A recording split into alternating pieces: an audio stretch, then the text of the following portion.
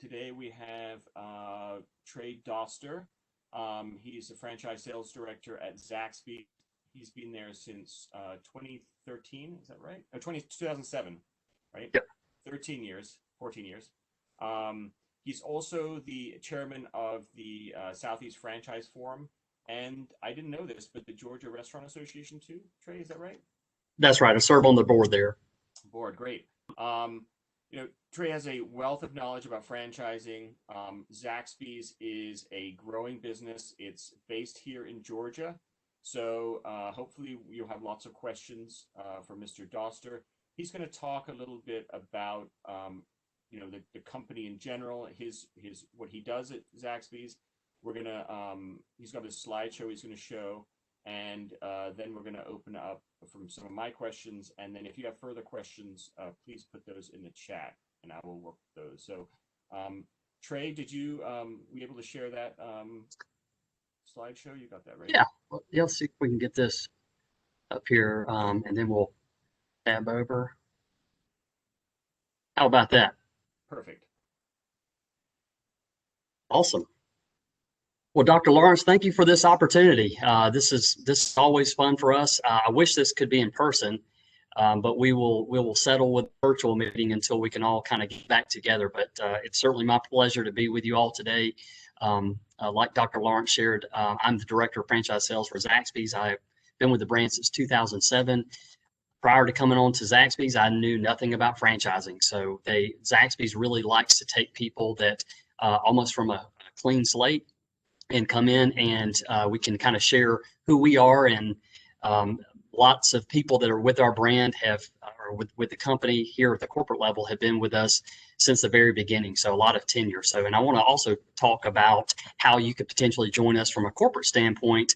And I'll have some information to share with you all. So, certainly if you're not interested in becoming a franchisee, that's totally fine. But we'd love for you to join us from the corporate opportunity. We have lots of job openings and we're in growth mode. So we'll get rolling here. As far as we started in 1990, the company was initially called Zax to begin with, Z-A-X. And so we're up to a little over 900 stores. So know that this is a franchising class that we're in here. So I'm not going to bore you guys with what franchising is. We all have a good foundation there, but thought this might be interesting if you're not aware. The very first successful American franchising operation. A lot of people, if you're thinking about some brands that have been around for a while, may not be aware that it was actually founded by this gentleman. His name is John Pemberton, and he is the founder of this iconic brand, which you may or may not be aware of, which is Coca-Cola. They were the very first franchisor that started, and actually what they franchise is the bottling opportunity. So they would grant someone the rights to bottle their beverages, and you can kind of see when they started the ingredients list is much different than what it is today. It doesn't include a controlled substance, which is cocaine. So that in the early days they were kind of spicing it up a little bit. So that was the founder of Coca-Cola. These are the two guys that started Zaxby's. Zach McElroy on the left there, and Tony Townley holding the spatula. These guys grew up together in Oconee County, childhood friends. They named the company Zax because of Zach's name. They toyed around the idea of Tony's, but if you think about a restaurant called Tony's, you're probably thinking maybe more of an Italian restaurant.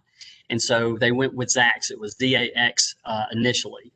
And so we changed that a little bit further along. I think it was in 1994 when we started franchising. So two childhood friends and dynamic business partners. Zach is all about the vision, look of the building. Tony was all about the financials, the system support that we could offer our franchisees to make sure that they were successful. So they made a great together. And this was the very first location we started off with. It was a double wide trailer in Statesboro, Georgia. For $16,000, these guys pulled their money together and they were able to get their building up and going and their business up and going. And the very first menu we had was chicken fingers and fries and sandwiches. But you could also buy cold beer at our restaurants, which is pretty fantastic thing to go along with our chicken fingers. We even had a full bar in some of our locations in the early days. And so we scaled that back, kind of going forward, because we really wanted more of a family-friendly environment for our guests to come in and have a great experience.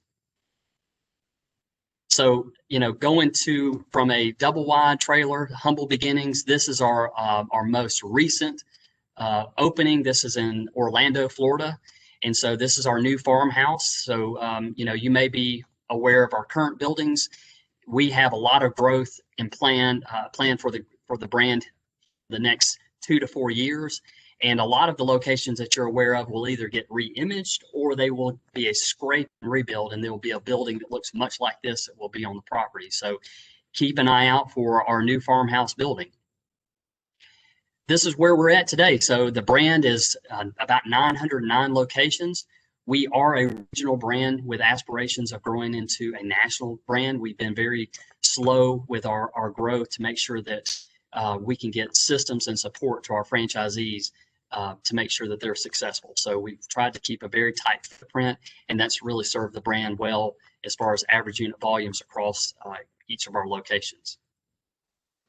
So Trey, it's kind of amazing that the brand started franchising in '94, and it's such a large part of that, chicken business. At the same time, what we talk about in class, what we'll talk about a little later, is how, franchise companies that manage their growth usually grow concentrically. So they usually grow, from a central location, and then grow as they move to different states that are nearby and build brand recognition. So, for example, in New York, my students had no idea what Zaxby's was, right? They wouldn't know. That's right. And then you move to Georgia and everybody knows what it is. So, I mean, it's for the students growing from 994 to now. I mean, that's quite amazing how the company's grown. It's been a great run of development. What we have typically seen is we'll have, just tremendous growth, and then we'll have kind of a settling of those stores. It allows our franchisees to kind of get those stores cash flowing where they need to, and then they'll come back to do, some additional locations. 86% of our growth is with existing franchisees. And so, we love that, because these are family members to us that are wanting to come back to do another location. And we love growing with them because we already have that relationship. Great. Awesome. So our franchising department is design and construction, real estate, and market planning, along with franchise administration. So we all kind of overlap each other. This is what our franchising team looks like. And by us all being under one roof, it makes it really easy from the very beginning of talking with a prospect that may be interested in Zaxby's, all the way to getting them into business with us from the administration side to actually getting a store open. That's under one arm of the company. Thought this might actually be a little fun for the students today. So I've got a couple of brands here that see if you can test your knowledge. These are brands that you are probably aware of. We got a couple of brands. If you were shopping, let's say that you're a prospective franchisee looking to do a concept, certainly you probably want to look at multiple brands. And so here are a couple of brands that are out there. We'll let you see if you can guess who they might be. So brand A has a franchise fee of $45,000. As far as the growth opportunity, can do multiple locations, but most areas are saturated. But the earning potential is really unlimited. Brand B is a very low entry level as far as getting into business with them, but you can't own the real estate, nor do you own the business, and you can only do one location. Brand C is a franchise fee of $35,000, and the franchisee can own the real estate, can own the business, and can own multiple locations. And so because of that, the earning potential is unlimited. So we got brand A, brand B, and brand C. Here are your answers. So, Eduardo got it right. He said McDonald's. That was good. Awesome. So these are, Chick-fil-A, we have great aspirations of, being able to be a guest experience, to have a guest experience, much like Chick-fil-A. They really take care of their guests. They have a great culture within their restaurants. And McDonald's is a legacy brand. There's not a lot of growth opportunities in McDonald's. Chick-fil-A, in order to get into business with them, you can really only have one location. So we've actually had people that have explored Chick-fil-A, and then they've looked at Zaxby's because you can own the real estate, you can own the business, and you can own multiple locations. So there's pros and cons with each of these brands. It just depends on what you're looking for. Yeah, and we had Chick-fil-A last week talk to the students, Trey. So they have that contrast to understand, and we're going to talk next week. We're going to talk a little bit about Zaxby's versus Chick-fil-A, and I'm actually going to share the FDDs from Zaxby's and Chick-fil-A to the students so they understand the differences. Awesome. Yeah. Well, we have a lot of respect for their organization, how they build team members, how they really engage guests, and just they do a phenomenal job. And we've got franchisees that really emulate those same qualities, and so lots of respect for what they do. This is a little overview about if you wanted to potentially franchise with us, a typical franchise fee is $35,000. We charge 6% of gross sales per week. And if you were to enter into a franchise agreement with us, it's a 10-year agreement with a 10-year option. You have the right to renew your franchise agreement at the 10-year mark. Also, we have the right to not renew or to renew a franchisee. So let's say that we have someone who's really had not a great operational track record. This is our opportunity to say, it might be time for you to move on to something different. Maybe the restaurant space, hospitality is not in your DNA. Maybe it's time to put your focus somewhere else. And so this is our opportunity to make sure that we police the brand. Dr. Lawrence, as far as the FDD, are your students aware kind of the items that are in there? Certainly, I don't want to over talk something you've discussed. Yeah, we haven't talked specifically about the FDD yet. We have a class coming up that will talk about the 23 items of the FDD. And as I said, I'm going to, the FDD is a wealth of knowledge that students, anybody interested in franchising should understand what it is. And I have Zaxby's FDD, which I will share with the class so they can look through it. But Absolutely. we haven't had a class specifically on it yet. Awesome. Well, so if someone is talking to us and they haven't explored other brands, we try to help them through this journey of kind of understanding what the business opportunity is. So all franchisors have to lay out their franchise disclosure document, known as an FDD, out the same way. And so what that enables a person that's exploring a business opportunity to kind of compare apples to apples. That's the Federal Trade Commission's way of kind of making sure that it's put in the same format for the buyer, which is trying to see which opportunity is the better one for them. So made up of 23 items there, and there are some registration states that are out there, meaning that you have to register your franchise disclosure document with them prior to having a conversation with a prospective franchisee. And so each year, it takes us some time to get through all 15 states.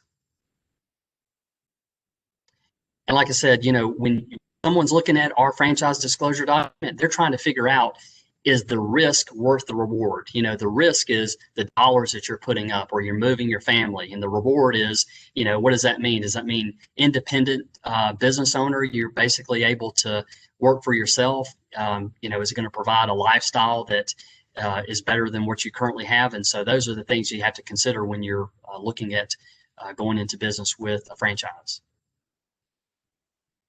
So here is the number one question we receive in promoting our brand, is probably something that you would guess is, how much money can you make? If you have a job working at UPS, and UPS is a great brand to work with, great company, if you're going to leave them, you want to make sure that you're kind of bettering your position. So people want to know, how much money can I make in this? And so that's where our average unit volume is what we share in item 19 with prospective franchisees. And for 2019, I know we're a year behind here, but for our 2020 franchise disclosure document shows a year behind audited financials. So we would actually be showing 2019's average unit volume. So a typical store in our system does $2,163,000 in volume. And here's how that looks. So we try to share with our franchise or our prospective franchisees our best stores in the system. So if you look on the top left-hand side, you'll see a top 25%. What that's speaking to is those are the strongest stores in our system. All the way to the far right, the bottom 25%, those are the lowest stores in the system as far as volumes. And if you go all the way down to the bottom of the screen and in that gray, you'll see EBITDA from operations. You can actually see what each one of those stores, after everything is kind of taken care of, what a typical store would do in the category. So you have to see again if the risk is worth the reward. And you can see there's a big swing between $388,000 all the way to $21,000. So you have to ask yourself, is the area that I'm going to be a strong area? Will I be a strong operator? All those things kind of come into play to make up that number at the end.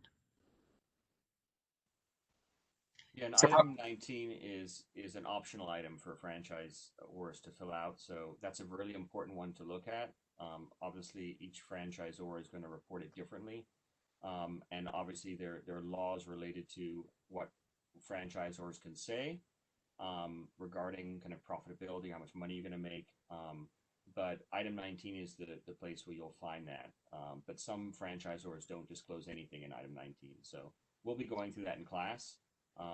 Because many of many of the students in the class, Trey, will want to know how much money can I make, and obviously if it's not disclosed in item 19, there's franchisors really can't provide any guidance related to that because it may be misleading, and so many of the students would want that answer, right? But there's a huge variation in what each unit can make.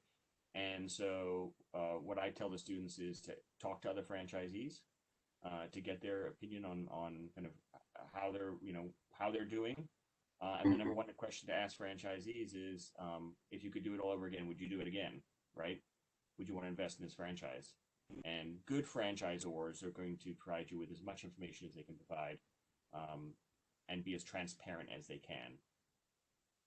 Absolutely. We have heard people that have come through one of our discovery days, and we'll kind of touch a little bit about what that is here in just a moment. But, where some franchisors won't even issue the franchise disclosure document to them until right before the meeting. And so for us, we give it right up front. So if you were to go to our website and inquire with us, even if the area that you're not interested in, we'll still send you our FDD. It's an electronic document, and we're an open book. So we send it out as early as we can. We'd encourage you to have, if you've got other partners, we should make sure that everyone gets to see it. But, if you have attorneys, we want to try to give it up front as soon as we can so you can, hopefully make an informed business decision. All right, so where we're at here. So in order to open up a Zaxby's, again, that's probably the second most question that we receive. That's where item 7 comes into play. A Zaxby's. So you're going to have your franchise fee in here. You're going to have our signage package.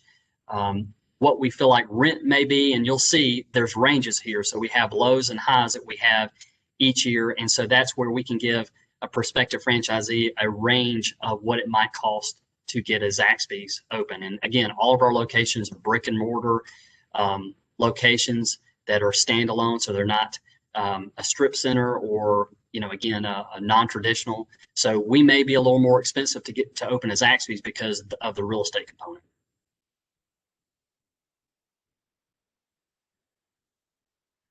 So, a great thing about an FDD is it shows you some things kind of in black and white about what the company's culture is like. And that's something that's really important to Zaxby's, is the relationship that we have with our franchisees. We want to make sure that we set them up for success. We can't always guarantee that, but we want to give them their best chance of success with support. And we want to make sure that they have the tools that they have in systems and services, all those things that they hopefully can be successful. And so that requires a great relationship between us and our franchisees. And so that culture component is not only here from the corporate standpoint, we want that culture to be in the restaurants. We want our franchisees to really embrace their team members and to be a great place for them to work, a safe environment where they feel like they can thrive with some opportunities. We feel like that's what kind of enriching the lives of these young people is all about. In black and white terms, that the way we can kind of speak a little bit about that culture in our franchise disclosure document is showing that we don't have any pending litigation with franchisees, and the company is very stable, meaning that there's not bankruptcy, it's where the restructuring or anything like that. Those are two very important things for someone to look at when they're exploring a brand. So if there's lots of litigation, that means there's probably some unhappy franchisees with the franchisor. It means that there might be a strained relationship. So something very important to keep track of. So one of the things too we love that we have is that Zaxby's operates 150 company locations, and actually my number is wrong here. I think it's 158. We have some stores in Houston. So with those locations, we're the largest franchisee in the system. So anything we ask our franchisees to do, we're having to do at times 150 locations. And so if you think about that, let's say we're a franchisor that we have no company locations. It might be really easy for us to roll out an equipment package for our franchisees, and it might cost them $75,000. Well, we may not think about that a whole lot if we're having to make someone else write that check. But if we're having to do that times 150 locations, it really keeps the franchisor honest, if you will. So we are still in growth mode. So we'll continue to grow company stores as we see opportunities. So I kind of shared a little bit earlier as far as what our footprint looks like, but little trivia time. So if you guys don't mind chiming in here. So hopefully you've been to a Zaxby's, but can we have any guesses in the chat? How many Zaxby's are in Georgia alone? Give you guys just a second, maybe pop in a couple of answers. Okay, guys. Okay, Olga's saying 30. So that's 30 on the low end. Anybody else want to guess? I know I've got about 5 within, 30 minutes of me probably. Eddie says 95. Kevin says 120. Vivek says 200.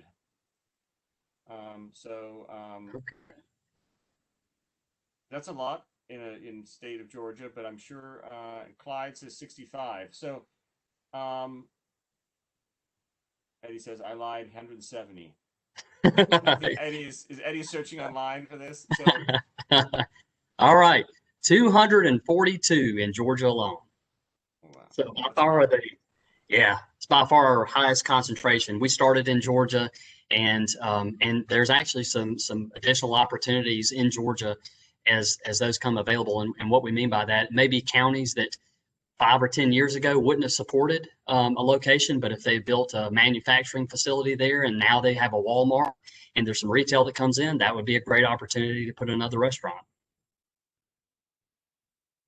So this will kind of show you guys what, where we're growing and kind of what the opportunity. When we're talking to a potential franchisee, we try to share this map with them.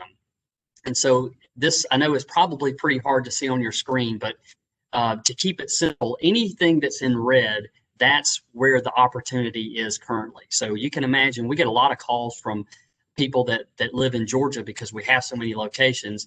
There's not an opportunity for a new franchisee in Georgia, Alabama, South Carolina, North Carolina, and Tennessee. So we have to be very strategic about where we spend our marketing dollars and where we go to franchising events. It's anywhere you would see these red counties. That's the new growth of Zaxby's.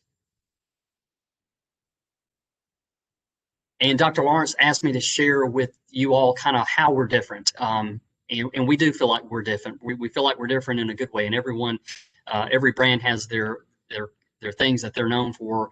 For us, again, we're all about the relationship. So a lot of the people that are in franchise sales, like in my role, they're all about closing the deal.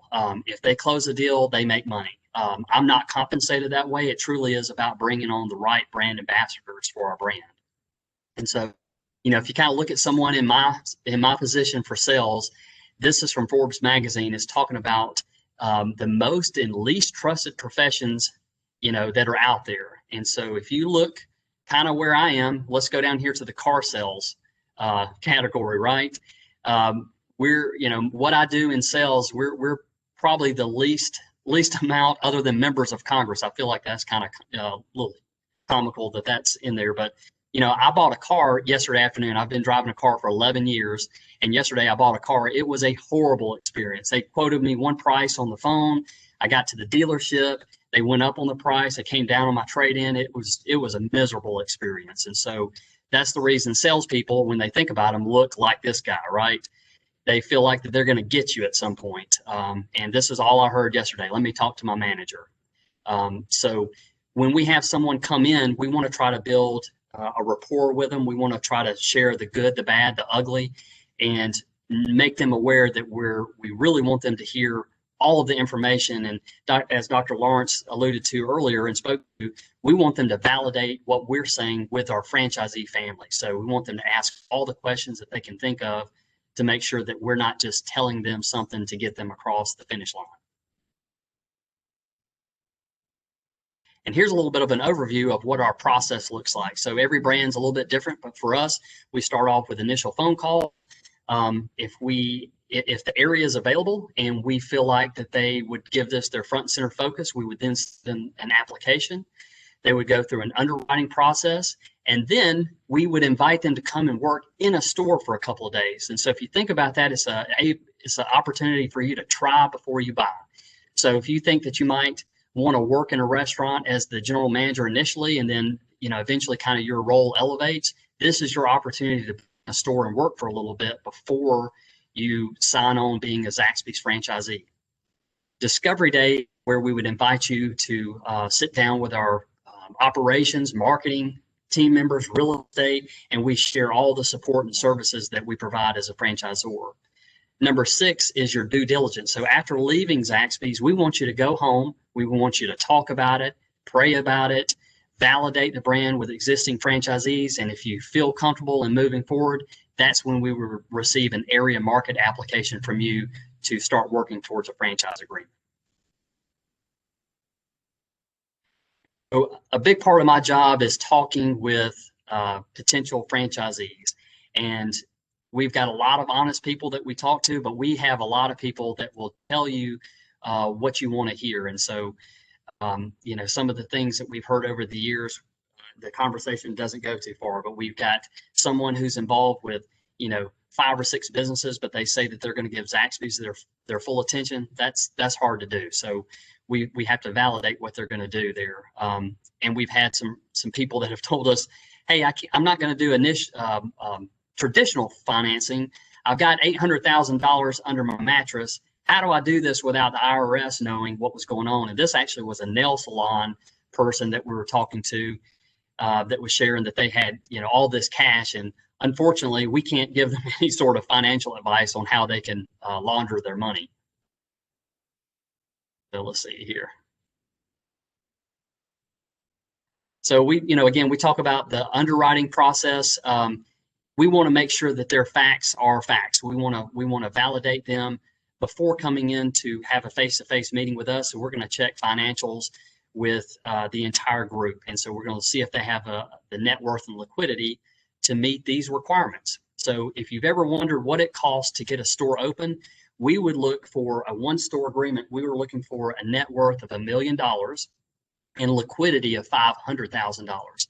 And most of the time, not always, but most of the time, it's a group of people that are collectively pooling all of their net worth and liquidity together to meet that threshold. So, if you think about someone that's coming in with a net worth of $2 million, they've probably been successful in something else, and they probably have another business opportunity that's going on. But most of the time, it's friends that are pooling their dollars together to come in to meet those requirements. Dr. Lawrence, have you been able to see something similar to this with some other concepts as far as what their financial requirements are? We haven't really looked at too many. I mean, we just had basic Chick-fil-A, and that's a totally different model. Right. But we will talk a little bit more about financing. I think one of the things that students tend not to understand is that some of these require quite a lot of investment, right? I mean, you want to build a Panera, it's going to cost some money, and especially with a standalone store, there's significant capital required. At the same time, obviously money is relatively, cheap today in terms of borrowing that money. So if you can get a loan and leverage that money at pretty low cost, there's definitely opportunities for you there. So I think one of the things that students struggle with is, how do I get into franchise? I don't have $1 million, right? My family doesn't $1 million. How do I get into franchising? And what I say to them is that, you can always go work for a franchise company, and then get some knowledge, and then maybe you're interested in becoming a franchisee of that concept. So just because you're a corporate employee doesn't mean that you can't transfer and become a franchisee. You can also work for a franchisee, right? And understand the business. And obviously that's one way to really do a much better job of due diligence, is actually to work in a Zaxby's before you own one. That's great advice. And we've seen that time and time again, where someone has worked here at the corporate office, and they've then been able to partner with an existing franchisee. We actually have a new operator program that's very to Chick-fil-A's that's rolling out this year, where us as a company will take a rising superstar in one of our locations, and they will allow this person to get an ownership stake in that business. So it's very much like Chick-fil-A's model. So you're not coming out of pocket with any dollars. And then on your second location, once you've got this one open, you could actually go out on your own. You don't have to stay with us from a corporate standpoint. You could do store number 2 completely independent of us. But it's our way to kind of reach back and be able to pull some of the superstars up in our system and be able to let them get in. But all the time we get phone calls from people that love the brand. They want to be the operator, but they just don't have the dollars. And so, one of the things we do from a coaching standpoint is, well, do you have an uncle that may be may want to partner with you in this? They might have an interest in owning the building and real estate, and those are some huge assets that the banks really like, that would allow you to kind of do a partnership there. But certainly we can't pick partnerships, but we would say, a lot of times look around the people that and by networking, you can kind of put something together. So on an investment level of this size, typically, as Dr. Lawrence mentioned, money at this time is relatively cheap. So to get into one store, and I'm going to say that this is cheap, is still $220,000. That's a lot of money to me. But if we're requiring a net worth of $1 million and liquidity of $500,000, it costs about $2 million these days, $2 million to 2.4, to open up a restaurant if you own the real estate. SBA financing allows about 10% cash injection. So if the deal is $2.4 million for everything, you're probably going to bring $240,000 to closing in order to own the real estate, own the building, equipment, and everything. Now, certainly if you did a ground lease, it would be substantially less, so you wouldn't have to bring as much to closing. Here's a little side-by-side of how we're different from the industry. We want to really get to know the people that we're going into business with. So these conversations we have over the phone, they're great, but they're nothing like going to dinner with someone and spending hours kind of getting to know what drives their what's in their DNA. Are they driven to do this? Do they have hospitality in their heart? So we're trying to figure out who they are as people. It's hard to do that if you're hosting a discovery day with several people in the room. So these are all one-on-one meetings that we have. We're wanting them to do their due diligence after a discovery day. So a lot of the industry, they're going to have you pre-qualified for financing and everything. And sometimes they may even want you to sign an agreement while you're at their corporate office for your discovery day. We want them to go home, again, talk about it, pray about it, validate the brand before moving forward. So, and you'll see a lot of, excuse me, let me go back here. You'll see a lot of incentives that brands will offer. We feel like that we don't have to discount the brand. We have enough interest in Zaxby's that we don't want to water it down. We really want to grow with the right people. And so by doing that, we kind of keep the standards at a very high level as far as who we let into the system. Out of the prospects that we meet with on a yearly basis, probably 85 to 87% of the people that we meet with, unfortunately, we have to say no to. We just don't feel like that they're a good fit for the brand, or would they make a good neighbor to.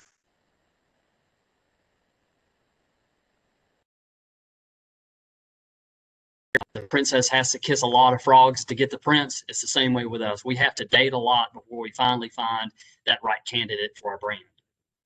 And this is what we're really looking for. We're champions of the brand, community partners, people that have hospitality in their DNA, and people that like other people, that they're willing to work as in a team and be on a team, encourage people and want to build up those teams. So those are our best franchisees we found in our family. So if you're interested in joining us at the corporate level, which is what I do day to day, again, I didn't have any franchise sales background or anything. That's have to have a degree in certain areas. It helps sometimes, but certainly we have opportunities in marketing, real estate, HR, learning and development, operations. We have a lot of young people that will come in and graduate that will go into our operations teams. Those would probably be the easiest way to fast track into becoming a franchisee of Zaxby's, is if you went into the operations team, because you're out there and you're working alongside of our franchisees in those stores. Design and construction. So these may be some departments you might not even thought about within Zaxby's, but really with all brands, they're going to have these same departments that will offer opportunities. So if you see something that interests you, or even if you don't, I want to make sure that you have my contact information, and if I can help you in any capacity at all, please take down my email, text me, your name, and if I can get you connected with, someone here at corporate, it would be my pleasure to do that. So, and how I got on board with Zaxby's was I knew somebody that was here. And so that facilitated an introduction for me to get in front of the person. And now somebody from Zaxby's, me. So you got my contact information. Please don't hesitate to reach out to me. I'd be happy to help you any way I can. That's great. And I'm sure some students will take you up on that, Trey. I think, Zaxby's is, a great company. It's a growing company. They want innovative employees from all different areas. And so, we have students in the class that are in information technology. Obviously, that's a, growing area for distribution of products, building apps, making sure that, delivery works well. So regardless of your interest, what I tell the students is franchising is, 40% of retail sales. It's lots of different businesses. And so we have a few students with some questions, and I want to get to those before any other ones. And so Shannon, I think, is going to try and facilitate that for those students that I sent an email to. I think Dongwoo is first with his question. Here's Dongwoo. He's going to be unmuted soon.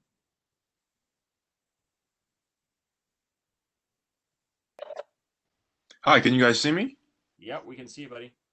Okay, well, thank you, Mr. Doster, for your time and your informative presentation. It was very cool to watch. I just have a question on are you guys planning on selling the Zaxby's sauce anytime soon? Because that's what I go to Zaxby's for. Me and all the people I know go to Zaxby's to have the sauce with the chicken. Gotcha. Well, yeah, it's just a simple question. That's a great question. Thank you for being here today. I appreciate your question. We will probably not sell it in stores. We've seen some brands that have done that. And at Chick-fil-A, I don't know if you guys have recently seen, they sell their Polynesian sauce and Chick-fil-A sauce. I've got it in my refrigerator at home. I love it. So Chick-fil-A can probably get away with it because all of their locations are owned by corporate. So you've got an operating partner. And so it's not going to hurt anyone other than the corporate location, right? See. But with us, so many of our locations are franchisees. If we were to sell our Zax sauce in the grocery store, it may mean that you would buy that and make your own meal at home versus coming into our restaurant. Yeah. So it might actually hurt our franchisees. So we want to make sure that we don't do anything that's going to undermine the success of the restaurant. I understand. Yeah, that makes sense. Thank you for that. Thank you. Yeah, thank you for dining with us, and and we appreciate you coming in as a guest. Yeah, of course. Thank you. So so have you told corporate that you've got Chick-fil-A sauce in your fridge? I don't know. You know what's funny is, so our closest restaurant is right up the street. It's on Bridge. We're located again here in Athens, and it's Epps Bridge Parkway. We're right beside it is Chick-fil-A. And when I first started at Zaxby's, I'd get my Chick-fil-A and I wouldn't carry it in the bag into the office. I felt like it was a sin, but it's totally acceptable. Again, we're a fan of the brand. I eat Zaxby's as many times as I eat Chick-fil-A. It's a great product, great service. That's great. Who's next? Yan, are you there?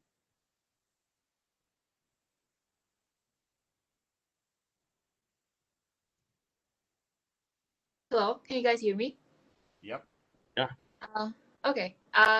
First of all, I want to thank Mr. Doster for being here today. I would definitely reach out to you in terms of getting connected with people at corporate. But my question for today is that how would you define Zaxby's growth strategy, in terms of product and technology innovation?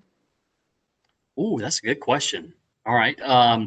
So for product, we'll do product first. We're routinely testing new products, and we've so many times we'll have someone that will ask, hey, I love Zaxby's, but it'd be great if you guys had some wraps or maybe some lower calorie options. And we've done that in test markets.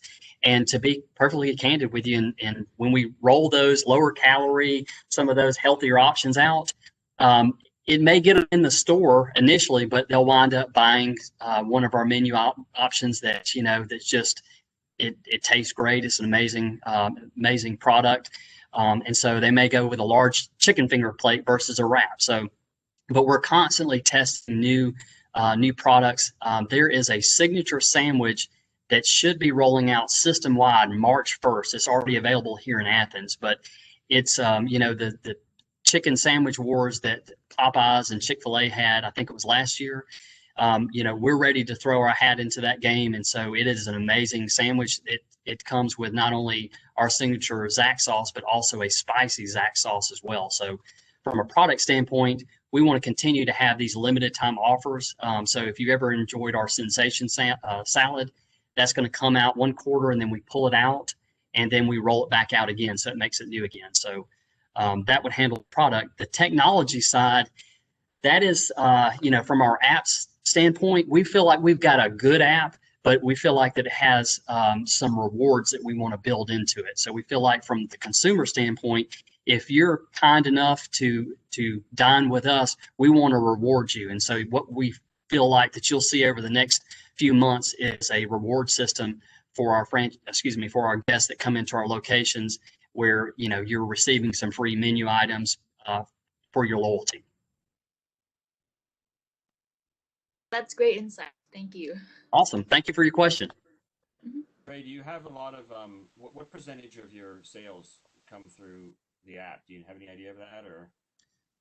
I don't know on the app side of it, but I know that it was strong certainly during when the initial of the kind of the pandemic broke out in March and April.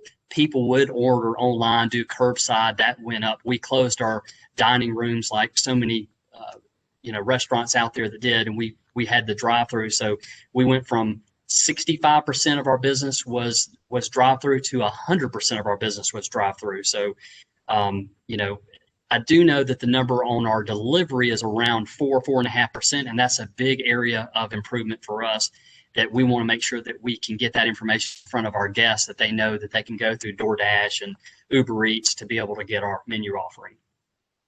Great. I think Zori has maybe a follow-up question related to those comments related to COVID and the pandemic. Zora, you there?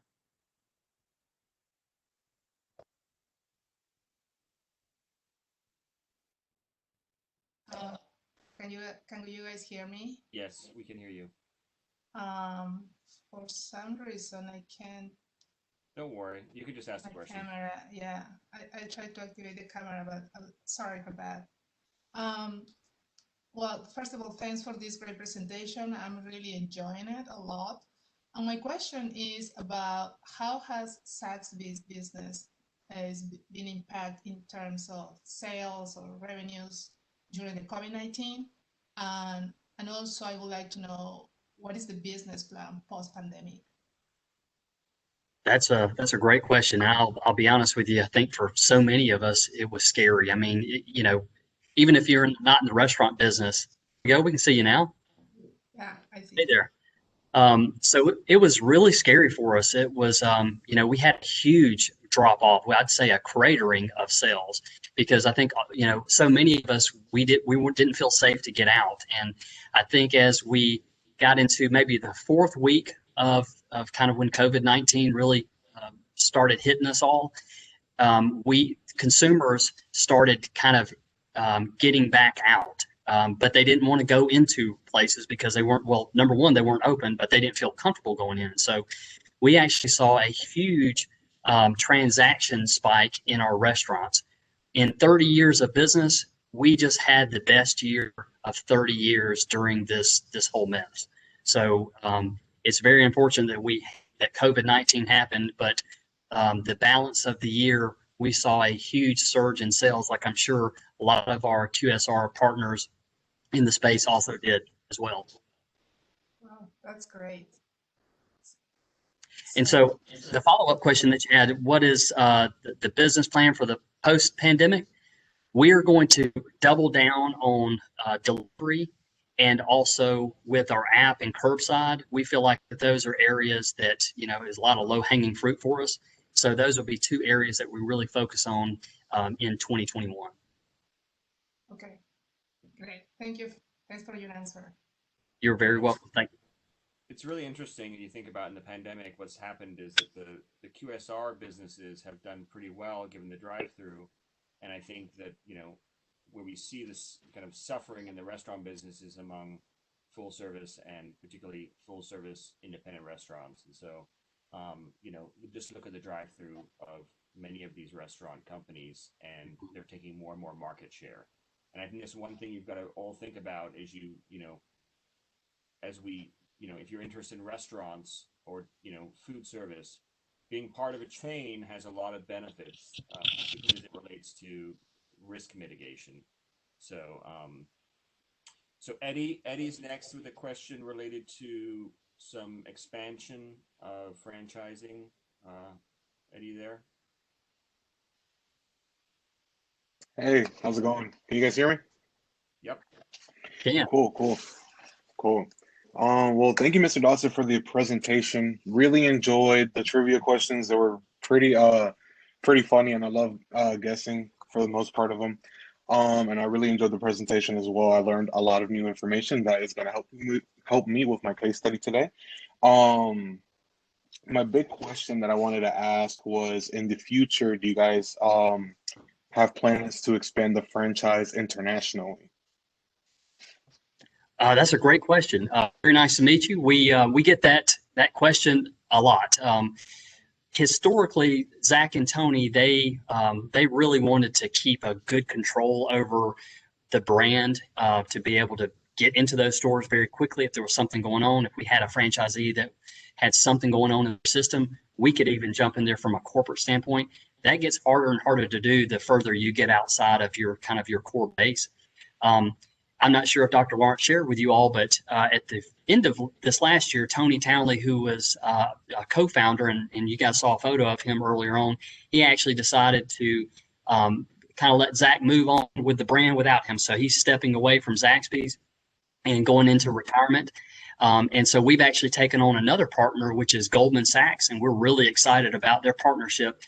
They'll probably be able to help us get into some non-traditional spaces that we have not been able to kind of break into in the past.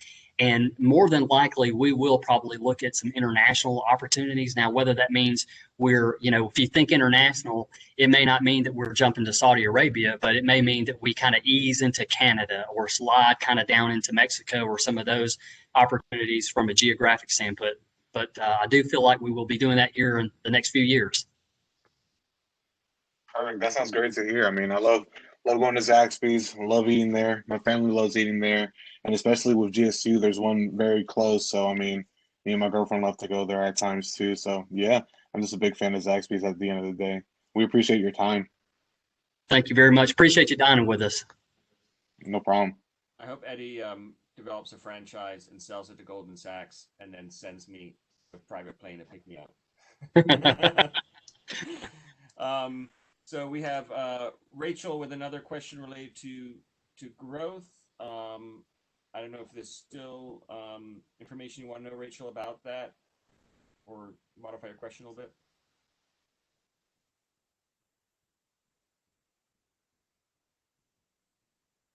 Can you see me? Yes. Good. Okay. Hey, it's nice meeting you today and really appreciate your time with us. As far as my question, I think you kind of answered it. I was just going to ask, like if you guys were going to possibly take it global. I guess I could ask the next question. What is keeping Zaxby's from franchising in some countries versus others? Like what factors would you take into account?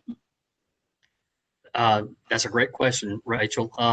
We probably have to look at it from a geographic standpoint. Would our product, would it transition into that area well, or would we have to modify kind of what the menu offering? So I'll kind of back it up just a little bit. When we moved out of kind of our southern footprint, Georgia, Alabama, Mississippi, and moved into Texas, we had to modify the menu for a little bit because a lot of our Texan friends, they like their chicken fingers with sawmill gravy, right? So they didn't like our Zax sauce initially. They wanted to dip it in sawmill gravy. So we had to add that to the menu for a little bit. And once they actually figured out, hey, this Zax sauce is pretty good, we really didn't offer the sawmill gravy anymore. But we may have to do modifications like that to a certain degree in some of these areas to make sure that it's accepted by the people that live there. So would you say that you would probably keep the original, like, chicken sandwich meal, all the original foundational foods, and then modify the sauces maybe? I think so. We'd have to look. I think what we have heard from people that have tried to talk to us about international franchises, they love American brands. They really want them as is.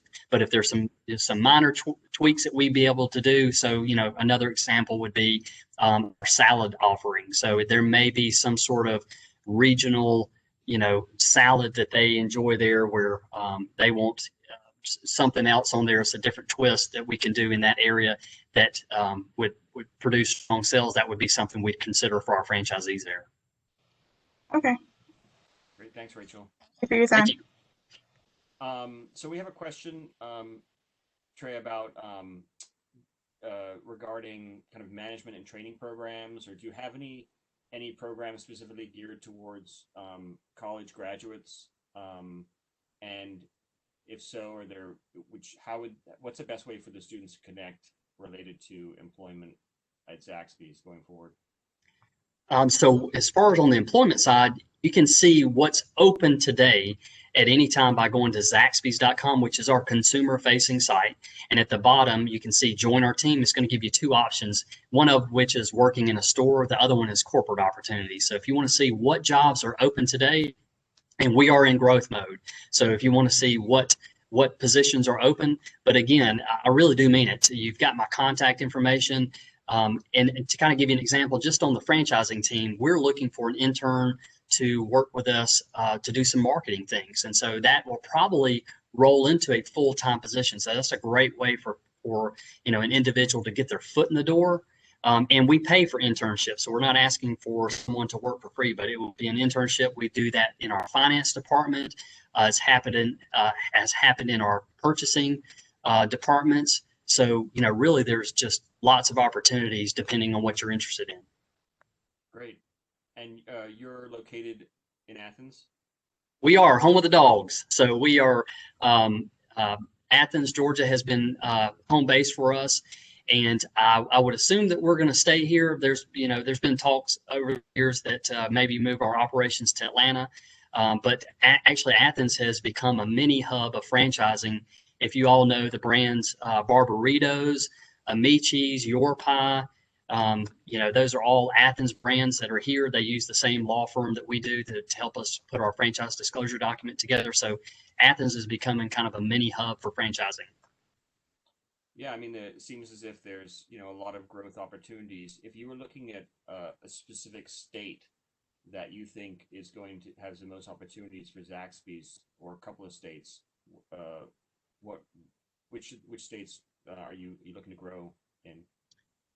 Probably our biggest opportunities right now are in Texas. It is, it's has the largest number of opportunities, but each area is geographically different. And so that's something that we share with a prospective franchisee. So if we had someone that came in and let's say that they're interested in Dallas, the things that we would talk about would be, okay, Dallas is a great market. Real estate's a little expensive there. There's media efficiencies to be able to get on a national, local co-op dollars to be able to be on like ABC, NBC, CBS. Those sort of television spots, it's very expensive. I think we would almost need 80 stores alone just in Dallas. But if you were to move just a little south into the Tyler Longview area, it would only take 3 stores open to afford television spots. Again, ABC, NBC, CBS. And I know so many young people now watch Netflix and have other ways of streaming their television, but TV still works. We can tell significantly, almost like a light switch. As soon as we get on TV media efficiencies into a market, it pays big dividends in the sales of our locations. Awesome. Well, Trey, thanks so much for coming today to talk to the students. I think we're all excited about Zaxby's, and given that we have Chick-fil-A, Zaxby's, and churches talking to us, it's going to be really interesting to compare those three, and which are 3 totally different brands and totally different kind of growth areas.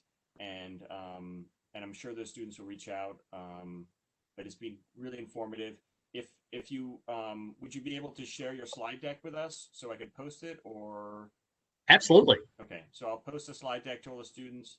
Obviously, we have the Mr. Doster's contact info.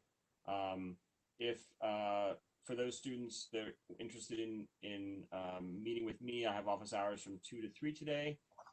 But thanks again, really appreciate it, and we're hopefully going to see you in person next semester. Awesome. We'll bring some swag in next go round, but hopefully we've got some gift cards on the way to all your students, and hope you guys enjoy a meal on us. Thank you for dining with us in our restaurants. I really do appreciate the opportunity today, Dr. Lawrence. Thank you so much, Trey. You take care. All right. Thank you.